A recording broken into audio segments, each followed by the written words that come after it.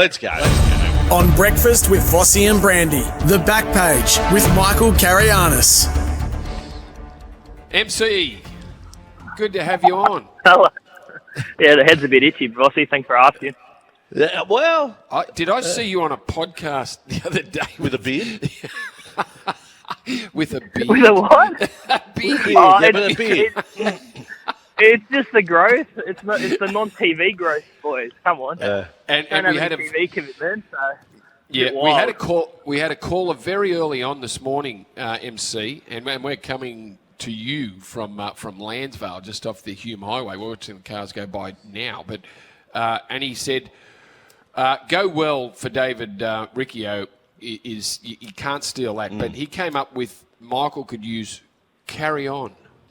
Carry on. At the end of your segment. Carry on. Yeah, carry on. Carry on, Carayannis. Yeah, Well, that's good. Well, if you can he deliver might that. be well, the listener might be going back in time because my first ever column was called The Carry On when I worked at the St. George and Sutherland Shire Leader. Who'll ever forget that column? Who'll ever forget that column? That was just a wonderful column. One of the greats. One of the greats. You got that exclusive, didn't you, about the, was it the Rockdale, the bloke who signed for Rockdale, who switched clubs from Rockdale to Brighton Lassans? Is that the big story you got? There was a controversy, a salary cap dilemma.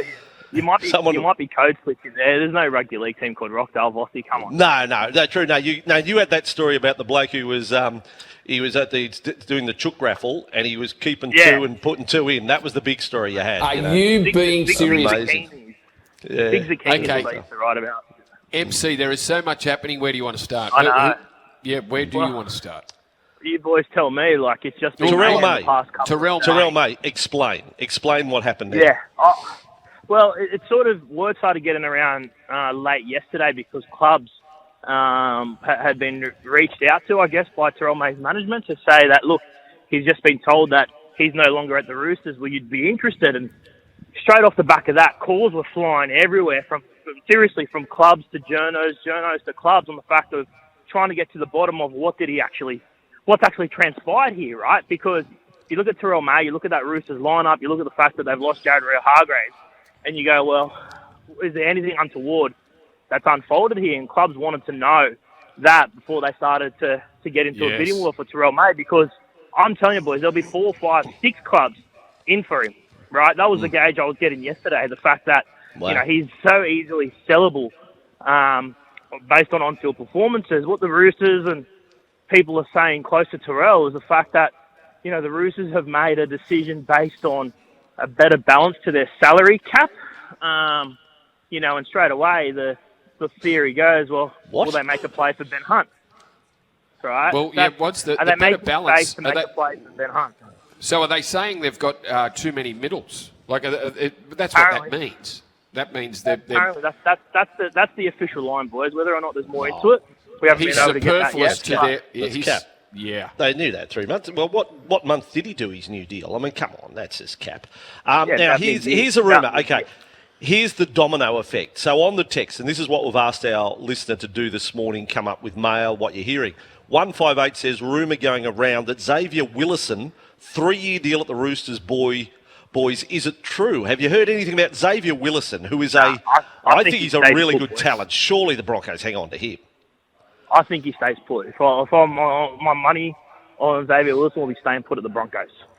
Okay, well, there's one. Out of the Dragons, lots of Dragons fans, of course, Adam Dewey. I'm summarising sort of 5 and 6 texts that have asked about Adam Dewey. Is that a done deal, Michael? Have you heard that? Not a done deal, no, but definitely in the mix because obviously that's happened with everything that's happened with Ben Hunt. The Dragons will take a moment now just to scour the open market, and the names that have been linked for immediately are Lockie Ilias and Adam Dewey. They're probably 2 names on top of the list for the players that they could get out for 2025. If we're looking 2026 and beyond, I think Daniel Atkinson's their number 1 target from the Sharks. Okay, all right, okay. So if the Dragons already Valentine Holmes, already Damien Cook, get Gutho, one more, say, Dewey, will that finish it for next year, for the top 30, or is there even more room now that Hunt's play gone? for Josh Addo-Carr? Josh Addo-Carr, Well, yeah. they'll make a play for Josh Addo-Carr if they can move Michaela Ravawala, and that's been ongoing for the past couple of weeks. I don't think they'll be able to do it if Michaela is still at the club. So they need to clear that spot out because he's on good money in Michaela, and you just can't have that roster balance despite the fact that there is some interest from the Dragons on Josh Addo-Carr, but I'd find it strange if they sign Gutherson that they sign Addo-Carr as well without moving a player that's already there, whether that be Ravawala or even potentially Terrell May if clubs start to look at him because his fullback pass is blocked now. But the Dragons will be in for Terrell May. I think the Dogs will be in for Terrell May. The Tigers will be in for Terrell May. I think there's going to be a lot of clubs in for Terrell May once that situation sort of unfolds in the next 48 hours. Yeah, as long as there hasn't been an incident that caused the Roosters to go, you're out. Like if there's been that's the first thought, Brandy, right? That's right. Yeah, everyone would be. That's what everyone. That was the question everyone was going. What happened? What has he done? Right, and I'm not saying he's done anything, but the first thought and what clubs were asking us as journalists was, well, what's he done? You know, because it seems like a strange decision on paper. Yep, it does. Well, it can't be on form because his form was great. Chad Townsend to the Dragons, Ben Hunt to the Roosters. What about that one? Don't think so. I think, because the Roosters also have some uncertainty around Sandon Smith, who's got a matter before the courts as well. Ben Hunt to the Roosters is a smoky. Whether or not, there's substance to that, I'm not sure, but I don't think Chad Townsend will be at the Dragons. All right, we probably do need to talk more about Ben Hunt specifically. Now, what's this one on the text line? Again, we're floating rumours. Not sure if you've read this one, boys, but I have solid news about Hunt's house purchased around the corner from me in Bangalow. It's a holiday house, not anything to do with playing for a Queensland team. He will be a Rooster, is the mail. Now, we often say down to your last 10. If you haven't $10, where does Ben Hunt land? Where does he end up? What's the market at the moment? Honestly, boys, I'm not sure. I think there's 4 clubs probably been linked to him. You've got the Bulldogs, you've got the Roosters, you've got the Dolphins, and I think the Broncos are a bit of a smoky as well because of the uncertainty around Ezra Mann. If that gets some clarity shortly, and I think the Broncos might make a play for him as well because if Ezra is subject to the no-fault stand-down, then the Broncos are salary cap, right? And it's always difficult for the no-fault stand-down for the club to try and find a like-for-like replacement because generally it needs to be a short-term deal. Usually players at that level, aren't going to accept a short-term deal, but it works for Ben Hunt in this instance, right? So if they get that salary cap dispensation, it is very rare where you have someone that can slot in at a high caliber for a short-term deal to cover for a no-fault stand-down place. That's the way it does unfold for Ezra. So there's a fair bit to play out. He's been on holidays in New Zealand. He'll join the Kangaroos this week, heading into the Pacific Championship final, and then I think he'll sit down with clubs and meet clubs after that.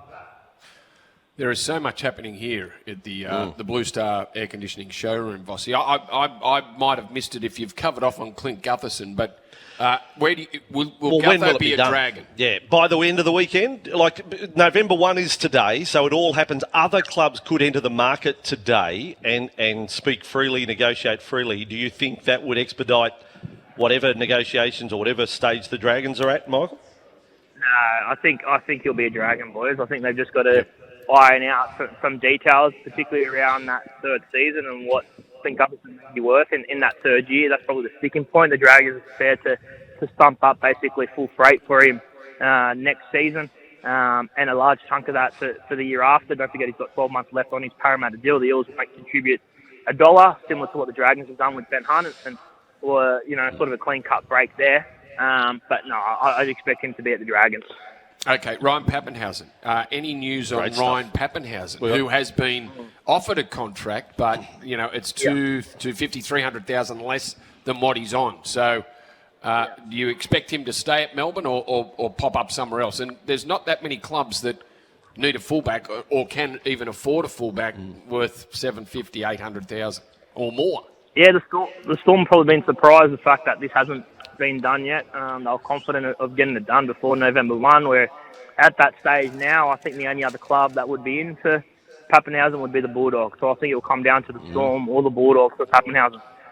Ooh, yeah. Bulldogs. Now, that's Connor Tracy had a good year, but can play anywhere. Oh, terrific year. Terrific year. And it is a 17-man game these days, and Tracy just covers everything. And Pappenhausen, well, I don't mind that. By the way, the lead sports story in the Sutherland and George leader this week, just been alerted, Michael, is Super Goal gives Lillipilly under-17 victory.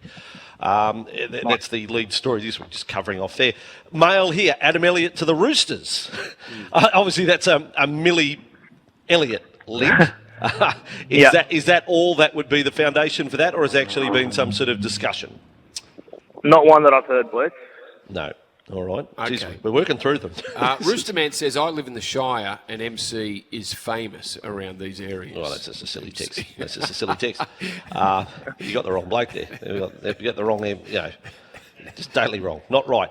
All the way down, the text when we're going. So Tigers, again, any closer to what's happening with John Bateman? As we hit November 1, what is going to happen with John Bateman, Michael? Have you tapped in anything there?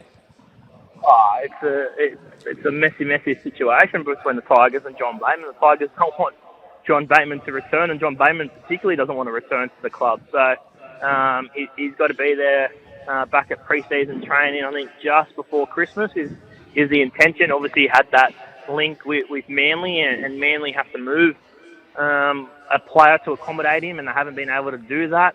That's a delicate situation because neither party want to be aligned with each other heading into next season.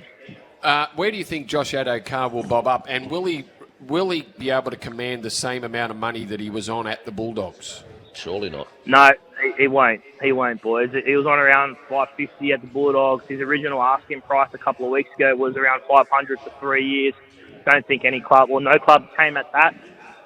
You go around that length of time, I think he's going to have to settle for a 2-year deal worth around $100,000. The Dragons are keen, boys. Like, there's no doubt about it. The Dragons would love to secure him for the right price, but I think they need to shuffle a few things around before they can get that done. Okay, Mike, I'm going to throw this one at you, and this is part of that. And people say we're throwing darts, but we are. I mean, that's what happens in rugby league. This is what we live and breathe with, this sort of environment, and it gets ramped up on November 1. Do you think, Michael, without perhaps putting a name on it, that there are deals to be done that haven't even been a whisper at this stage because there are so many dominoes falling? Suddenly the Roosters overnight, Terrell May's off their books, having been re-signed on good coin. Out of the blue. That there are deals still to come that we are not even touching here. Oh, of course, particularly for 2026. And now that we've gone past that November 1 deadline, and we all know what happens once you sign someone for 2026. Some clubs, might try and leverage that situation to get that player out, to sign another player, whatever the case may be. So, you look at a club like the Sharks. The Sharks have, I don't know, was it 9 first graders off contract? You've got Mulatalo, Wilton, you've got Ridden Nikora, Trindle, Daniel Atkinson. This is all off the top of my head. Blokes that are off contract, all first graders, right? Top line players that are all November 1. So there's gonna be some movement there. I think if you break it down club by club, the Sharks would have the most players in terms of high caliber first graders off contract now and free to speak to rival clubs, and they won't be able to hang on to them. All right, we could go on for another half hour reading out texts and questions here. We could. There are so many. Greenkeeping Roosters got a rumour that he says Ben Hunt to retire. I mean, we haven't heard that one. Retirement has the R word. I don't think that's going to happen. No. And playing too good a football anyway to retire. So, Michael, we've taken up enough of your time. You need to get that oil into the in the new growth and have a great Friday and great weekend. Thank you for coming on. MC, good on you. See you, boys. Speak to you soon.